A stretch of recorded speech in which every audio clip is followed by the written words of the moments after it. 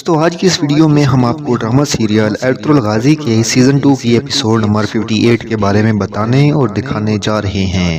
اس video میں ہم بات کریں گے کہ ایپیسوڈ نمبر 58 میں کیا کچھ ہونے جا رہا ہے اور کیا کیا دیکھنے کو ملے گا۔ ڈرامہ کے بارے میں جاننے سے پہلے اگر آپ ہمارے چینل پر نئے ہیں تو چینل کو سبسکرائب کریں اور بیل آئیکن ضرور پریس کریں۔ دوستو اس کے شروع میں آپ دیکھیں گے کہ گنجا گل قاریان میں طبیب عارف کی بتائی ہوئی جڑی بوٹیاں اکٹھی کر رہی ہے۔ اسی دوران وہاں ارطغرل کے منصوبے کے مطابق سلجان خاتون آتی ہے۔ سلجان خاتون کو دیکھ کر گنجا گل چھپ جاتی ہے۔ سلجان خاتون وہاں آ کر گلبانوں کا انتظار کرتی ہے۔ اسی دوران وہاں گنجا گل زخمی حالت میں آتی ہے۔ گنجا گل کو زخمی حالت میں دیکھ کر سلجان خاتون پریشان ہو جاتی ہے۔ گنجا گل سلجان خاتون کو بتاتی ہے کہ میں بندکتو صاحب کے سپاہی کے سامنے آ گئی تھی۔ اس کے بعد سلجان خاتون گلبانوں کی پیٹھ سے تیر نکالتی ہے اور اس تیر نکالنے کی وجہ سے گنجا گل کو بہت تکلیف ہوتی ہے۔ اس کے بعد گنجا گل آہستہ سے سلجان خاتون سے پوچھتی ہے کہ کیا گنجا گل آئی ہے، جس پر سلجان خاتون کہتی ہے ہاں وہ آئی ہے۔ اس کے بعد گنجا گل کو سنانے کے لیے گلبانو بلند آواز میں کہتی ہے سلجان خاتون اس بار عالیہ خاتون بچ نہیں پائے گی کیونکہ مجھے سردارنی نورو کے قتل کا ثبوت مل گیا ہے۔ یہ سن کر گنجا گل کو ایک جھٹکا لگتا ہے اور وہ اپنے منہ پر ہاتھ رکھ لیتی ہے۔ دوستو اسی دوران سمر تقیم بھی یہ سارا معاملہ دیکھ رہا ہوتا ہے۔ اس کے بعد گلبانو سلجان خاتون سے اونچی آواز میں کہتی ہے کہ کل میں دوبارہ اس جگہ پر آؤں گی اور وہ ثبوت آپ کو دے دوں گی جو میرے پاس ہیں۔ دوستو یہ ساری باتیں سن کر گنجا گل بہت پریشان ہو جاتی ہے اور اس کے بعد وہ قبیلے کی طرف بھاگتی ہے۔ گنجا گل دوڑتے ہوئے عالیہ کے خیمے میں داخل ہوتی ہے۔ گنجا گل کو خوفزدہ دیکھ کر عالیہ سے کہتی ہے گنجا گل تمہیں کیا ہوا ہے، جس پر گنجا گل کہتی ہے سلجان اور گلبانو نے ملاقات کی ہے۔ یہ سن کر عالیہ حیران ہو کر کہتی ہے کہ یہ کیسے ہو سکتا ہے، اس پر گنجا گل کہتی ہے کہ میں نے انہیں اپنی آنکھوں سے قاریان میں ملتے ہوئے دیکھا ہے۔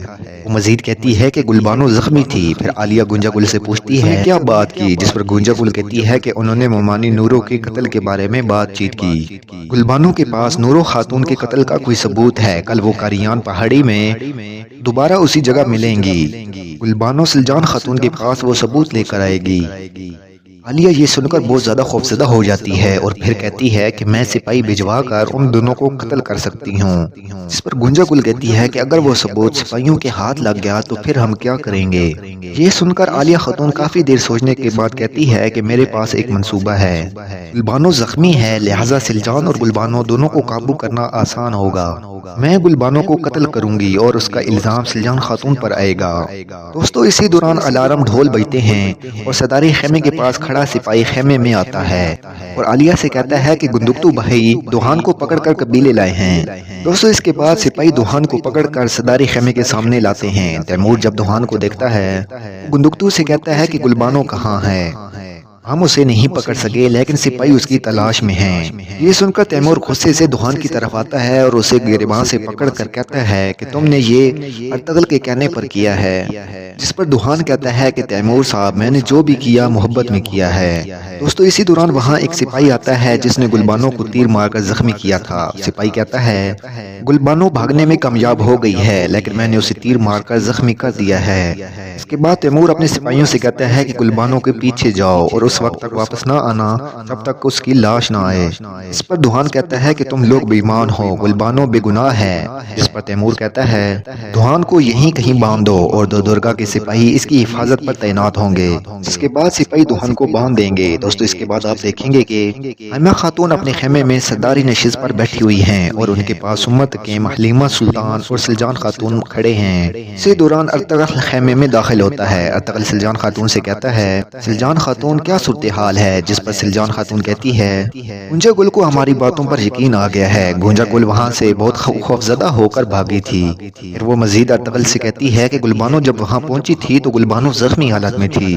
یہ سن کر ارطغرل پریشان ہو جاتا ہے۔ پھر حائمہ خاتون ارطغرل سے کہتی ہیں آج رات کرواں سرائے میں سعد الدین کوپیک نے دعوت دی ہے۔ جس پر ارطغرل کہتا ہے سردار خوشنود کے انتقال کے فوراً بعد تمام تر سرداروں کو کرواں سرائے میں بلانا میرے شک کو یقین میں بدل رہا رہا ہے۔ اسی دوران گندگتو بھی خیمے میں داخل ہوتا ہے اور وہ غصے میں ارطغرل سے کہتا ہے دوحان پکڑا گیا ہے اور گلبانو زخمی ہے، تم اور مزید کتنے لوگوں کو اس اندھے کنویں میں دھکیلو گے؟ جس پر ارطغرل کہتا ہے کہ بھائی آپ حقیقت دیکھنے کے لیے کب اپنی آنکھوں سے پٹی ہٹائیں گے؟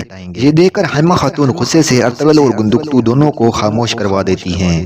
مزید وہ کہتی ہیں کہ تم دونوں بھائی کب مفاہمت سے کام لوگے؟ وہ مزید ان سے کہتی ہیں کہ میں تم دونوں کو ایک مہم دوں گی، تم دونوں امیر سعد الدین کوپیک کی دعوت پر میرے نائب کے طور پر جاؤ گے۔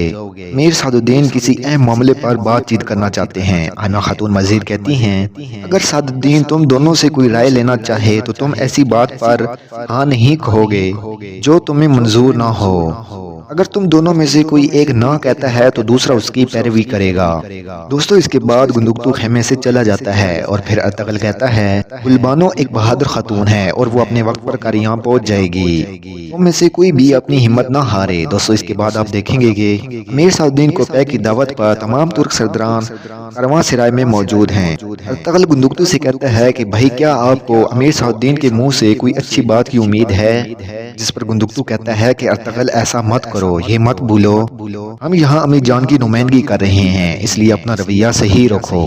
دوستو اسی دوران امیر سعد الدین کوپیک اور مہر الدین بھی وہاں آتے ہیں، اس پر وہاں پر موجود سرداران کھڑے ہو کر کوپیک کا استقبال کرتے ہیں۔ سعد الدین کوپیک ان کا شکریہ ادا کرتا ہے۔ کوپیک کہتا ہے کہ آپ سب کو یہاں پر دیکھ کر مجھے خوشی ہوئی ہے۔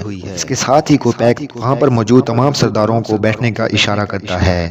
وہ مزید سرداروں سے کہتا ہے کہ بسم اللہ کریں اور کھانا شروع کریں، جس پر وہاں پر موجود تمام سردار کھانا کھاتے ہیں مگر ارطغرل کھانا نہیں کھاتا اور وہ بدستور کوپیک اور مہر الدین کو غصے سے دیکھ رہا ہوتا ہے۔ امیر سعد الدین سرداروں سے کہتا ہے کہ آپ سب کو یہاں اکٹھا کرنے کا مقصد یہ ہے میں آپ سب لوگوں کی خوشحالی کے لیے ایک نئی حکومت بنانا چاہتا ہوں اور میں یہ ذمہ داری مہر الدین صاحب کو سونپتا ہوں کیونکہ میں جانتا ہوں کہ آپ سب ان کی بہت عزت کرتے ہیں۔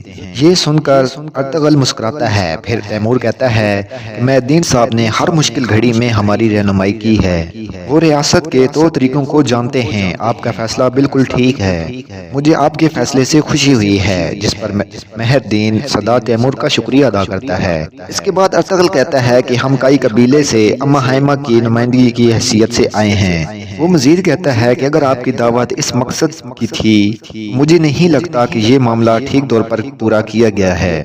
میر حضرت لگتا نہیں ہے کہ آپ ہم سے مشورہ لینے آئے ہیں بلکہ لگتا ہے کہ آپ اپنا فیصلہ ہم پر مسلط کرنے آئے ہیں۔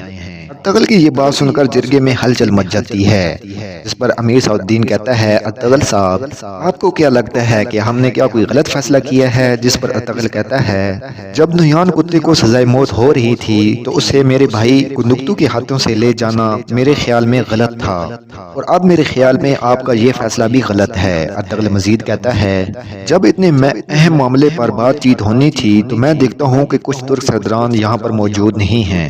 ارطغرل کی یہ بات سن کر جرگے میں سرداران کہتے ہیں کہ ارطغرل صاحب نے درست فرمایا ہے، باقی ترک سرداروں کو بھی یہاں موجود ہونا چاہیے تھا۔ جس پر کوپیک کہتا ہے ارطغرل صاحب انسان ہی اپنی غلطیوں سے سیکھتا ہے۔ جس پر ارطغرل کہتا ہے آج ہم نے اگر ایک ایسے فیصلے کی حمایت کی جو حملے کی طرح نقصان دہ ہے، آج کا دن باعث شرم ہے۔ ارطغرل کی یہ باتیں سن کر مہر الدین کو بہت غصہ آتا ہے اور وہ کہتا ہے ارطغرل صاحب آپ تکبر کی حد پار کر چکے ہیں۔ جس پر سعد الدین کوپیک مہر الدین کو خاموش کراتا ہے۔ ارطغرل صاحب کے اعتراضات کو میں ہمیشہ قدر کی نگاہ سے دیکھتا ہوں۔ اور پھر گندگتو ارطغرل کی طرف دیکھتا ہے اور کہتا ہے کہ آپ کا کیا خیال ہے؟ جس پر گندگتو کہتا ہے کہ محترم امیر اس میں کوئی شک نہیں ہے کہ آپ نے ہماری خوشحالی کے لیے اور ہمارے اتحاد کے لیے درست فیصلہ کیا ہوگا، لیکن مجھے اور ارطغرل کو امیر جان نے اس شرط پر یہ فیصلہ سونپا ہے کہ کئی اس وقت تک کچھ منظور نہیں کریں گے جب تک ہم دونوں ہاں نہیں کہیں گے۔ یہ سن کر کوپیک کہتا ہے کہ پھر میں کائی کی حد بذات خود حائمہ خاتون سے سنوں گا اور میں بہت جلد کائی قبیلے آؤں گا۔ دوستو اس کے بعد آپ دیکھیں گے کہ حائمہ خاتون اپنے خیمے میں سرداری نشست پر بیٹھی ہوئی ہیں جبکہ ارطغرل اور سمت حکیم بھی ان کے پاس موجود ہیں۔ ارطغرل کہتا ہے کہ میں مہر الدین کے تمام منصوبے ناکام کر دوں گا۔ جس پر حائمہ خاتون کہتی ہیں کہ ارطغرل یہ تم کیسے کرو گے؟ جس پر ارطغرل کہتا ہے کہ میں گندگتو بھائی اور تیمور کو قریان لے کر جاؤں گا اور وہ حقیقت اپنی آنکھوں سے دیکھیں گے۔ دوستو اس کے بعد آپ دیکھیں گے کہ عالیہ اور گونجا گل اپنے خیمے میں موجود ہیں۔ عالیہ گلبانو اور سلجان خاتون کو قتل کرنے کے لیے قبیلے سے نکلنے کی تیاری کر رہی ہیں۔ گونجا گل عالیہ سے کہتی ہے کہ میں آپ کو اکیلے نہیں جانے دوں گی۔ عالیہ گونجا گل سے کہتی ہے کہ گونجا گل میں تمہیں اس معاملے میں ملوث نہیں کرنا چاہتی، تم فکر نہ کرو، میں ان دونوں سے نمٹ لوں گی۔ اور اس کے بعد عالیہ خیمے سے نکل جاتی ہے۔ دوستو اس کے بعد آپ دیکھیں گے کہ گندگتو مشق والے میدان میں سپاہیوں کو تربیت دے رہا ہے۔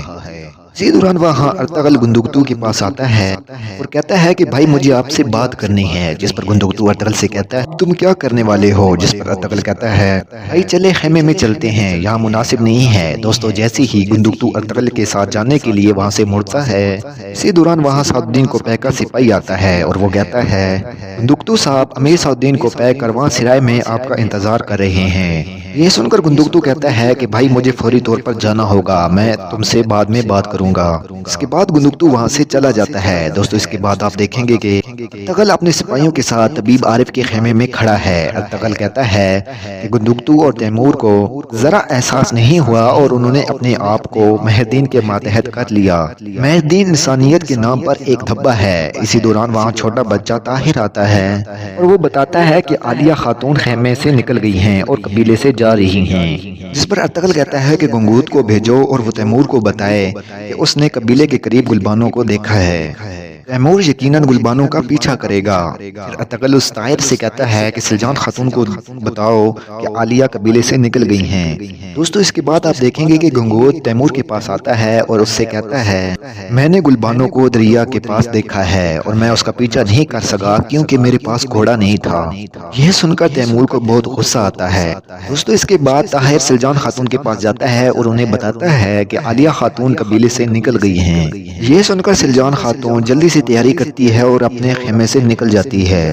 دوستو اس کے بعد آپ دیکھیں گے کہ تیمور اپنے سپاہیوں کے ساتھ گلبانوں کو تلاش کر رہا ہے۔ اسی دوران ارطغرل بھی وہاں آتا ہے۔ تیمور ارطغرل سے کہتا ہے ارطغرل بھائی آپ یہاں کیا کر رہے ہیں، کیا آپ گلبانوں کو بچانے آئے ہیں؟ جس پر ارطغرل کہتا ہے کہ جب میں تمہیں دیکھتا ہوں تو میں تمہارے قبیلے کے لیے تمہارا پیار اور تمہارے بابا کی عزت، تمہاری بہادری کو دیکھتا ہوں۔